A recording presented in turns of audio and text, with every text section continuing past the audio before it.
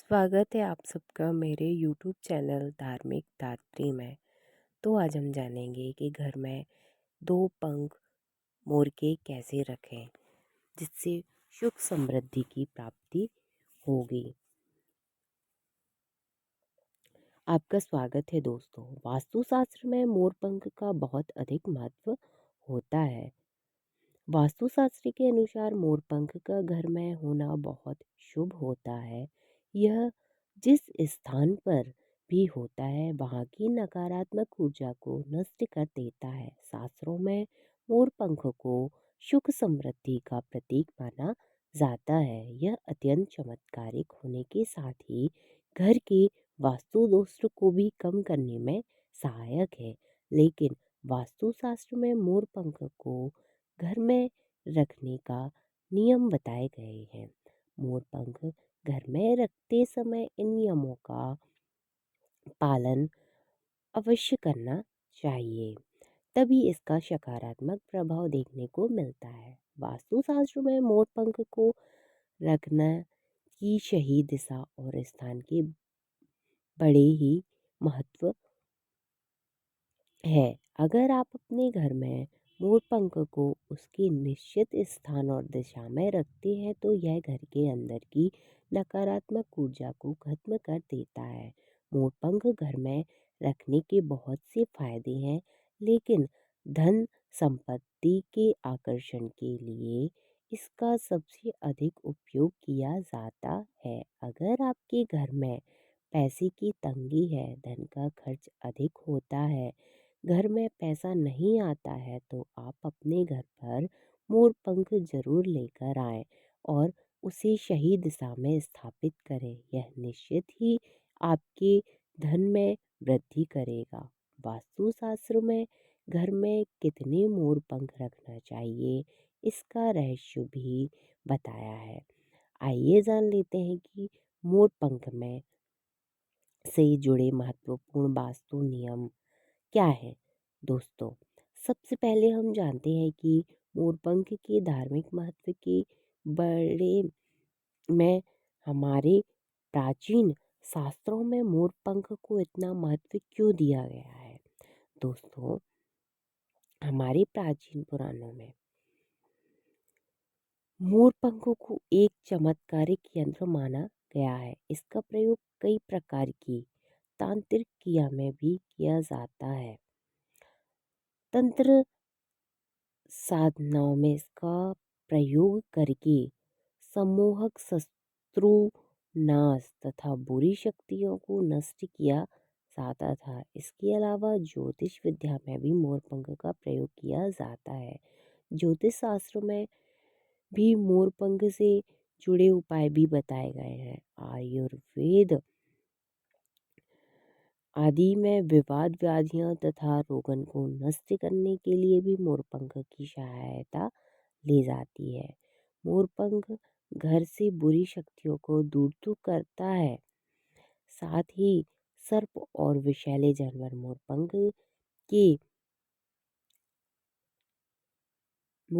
के भय से घर में प्रवेश नहीं करते हैं।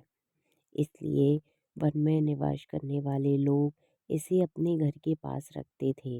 मोर से जुड़ी पुराणों में कई कथाएं लिखी हुई हैं। पक्षी शास्त्र में मोर से जुड़ी एक कथा का वर्णन मिलता है। प्राचीन युग में संध्या नाम का एक असुर हुआ करता था।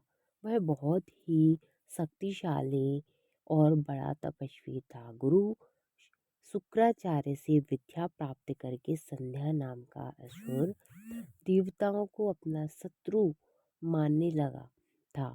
उसने ब्रह्मदेव और भगवान शिव से वरदान प्राप्त किया और बहुत अधिक शक्तिशाली बन गया।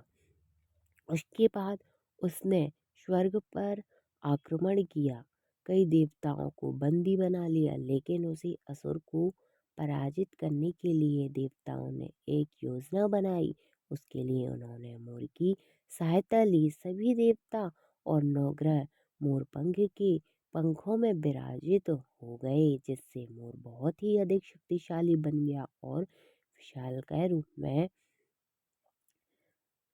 रण करके उसे मोर ने संध्या असुर पर आक्रमण कर दिया। इस युद्ध में संध्या असुर का वध हो गया और देवताओं को उनका आधिपत्य फिर से प्राप्त हुआ। सभी देवताओं ने मोर की प्रशंसा की और उसे भी पूजनीय होने का वरदान दे दिया। तभी से मोर को बहुत ही पवित्र माना जाता है।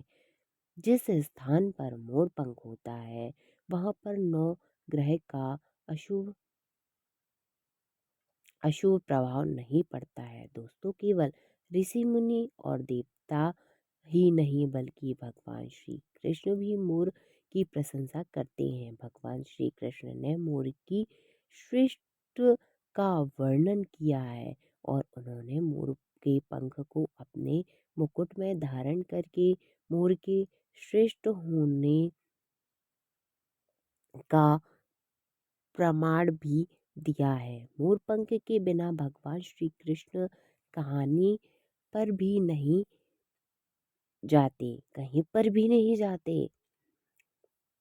हैं। श्री कृष्ण कहते हैं मोर शांति और प्रेम का प्रतीक है। मोर सुख समृद्धि का भी प्रतीक है। मोर का पंख मनुष्य की हर प्रकार की नकारात्मक शक्ति से रक्षा करता है।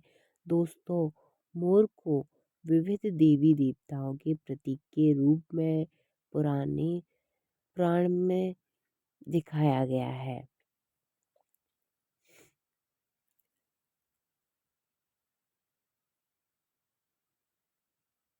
महालक्ष्मी देवी, सरस्वती, भगवान श्री गणेश, भगवान कार्तिकेय जी, ऐसे अनेक देवी देवताओं का संबंध मोर से जोड़कर दिखाया जाता है। माँ लक्ष्मी धन संपत्ति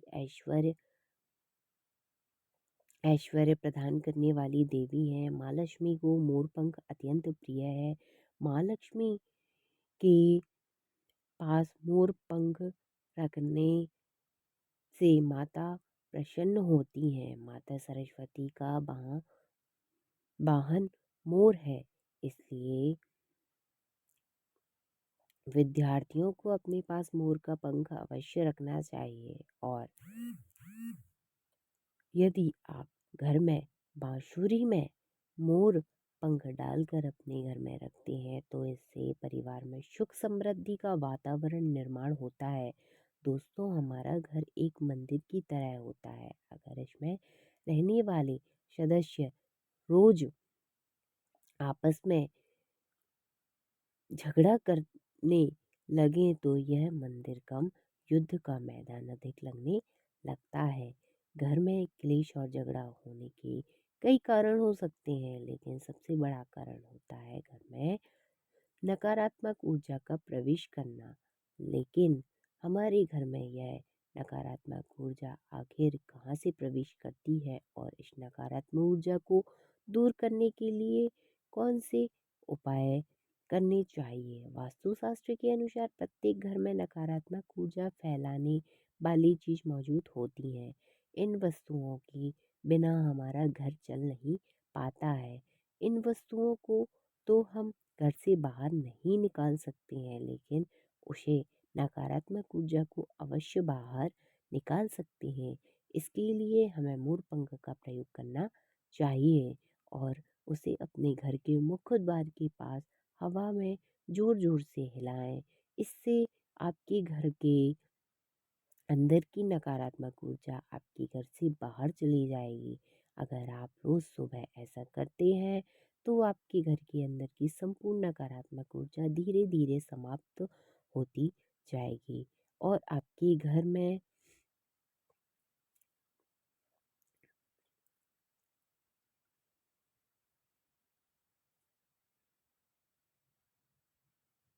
सक में सकारात्मक वातावरण का निर्माण होगा।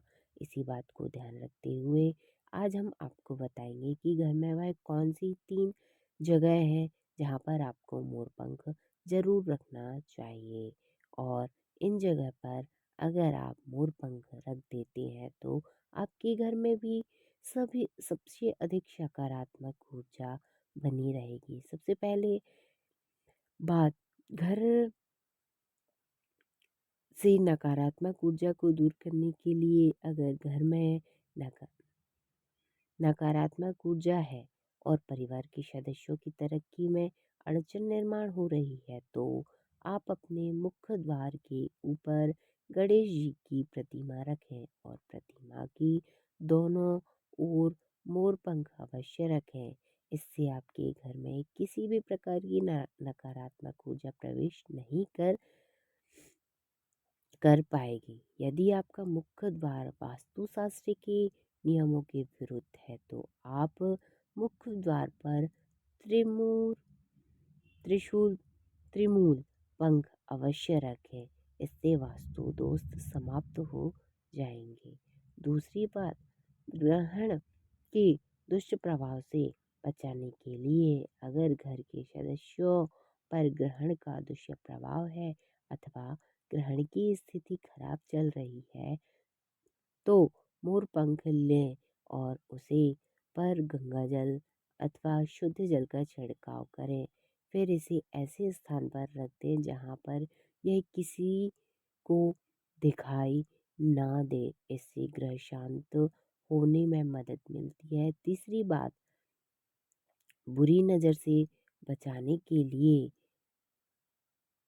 अगर घर के किसी सदस्य अथवा बालक को बुरी नज़र लगी है या उससे पर किसी भी बुरी नज़र का प्रभाव पड़ा है, तो सोते समय उस व्यक्ति के तकिए के नीचे मोर पंख रखें और दूसरी प्रभाव है कि तकिए के नीचे रखें और दूसरे दिन ऐसे किसी बहते जल में अथवा कौवे में डाल दें, कुएं में डाल दें। इससे बुरी नज़र उतर जाती है। चौथे दिन ऐसी किसी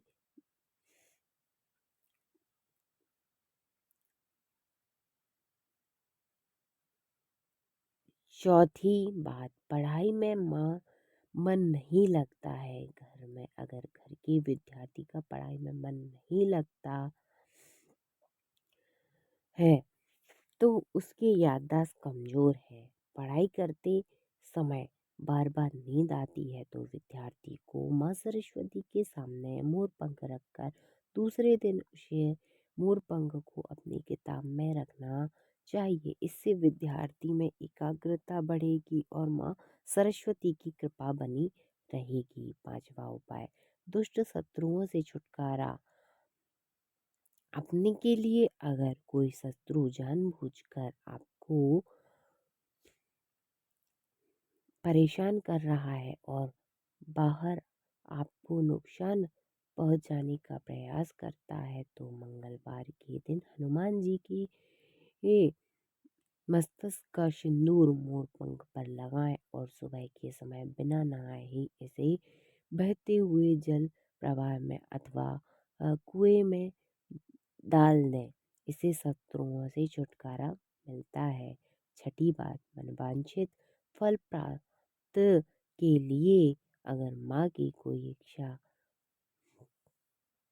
अगर कोई इच्छा अधूरी है, तो कई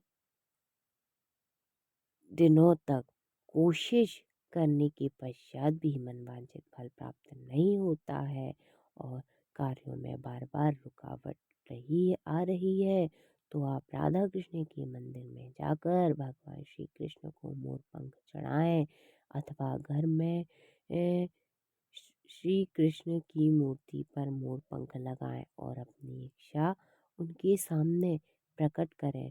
सातवीं बात, अगर पति पत्नी के बीच तनाव हो, अगर घर के अंदर क्लेश है, पत, तो पति पत्नी के बीच बात